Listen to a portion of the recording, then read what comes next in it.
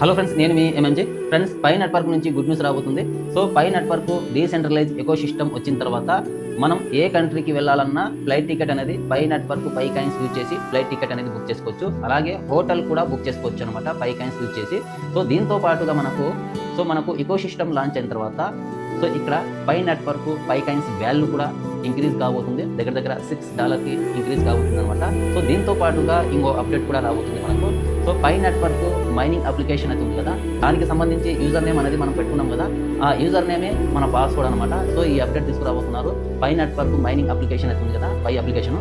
So ఆ అప్లికేషన్లో ఏ user name అయితే పెట్టుకున్నామో మనము, సో మన యూజర్ నేమే ఇక్కడ నుంచి మన పాస్వర్డ్ అయితే ఉంటుంది. సో అర్థమైందిగా, ఇది ఒక గుడ్ న్యూస్ అయితే చెప్పుకోవచ్చు. అలాగే ఎకో సిస్టమ్ లాంచ్ అయిన తర్వాత సెకండ్ మైగ్రేషన్ కూడా తీసుకురాబోతున్నారు. ఇది ఒక గుడ్ న్యూస్ అయితే చెప్పుకోవచ్చు. సో అర్థమైందిగా, పై నెట్వర్క్ నుంచి జనవరిలో మనకు 2-3 అప్డేట్స్ రాబోతున్నాయి. ఇది ఒక మంచి గుడ్ న్యూస్ అయితే చెప్పుకోవచ్చు. వీడియో నచ్చినట్టయితే ఒక లైక్ చేయండి.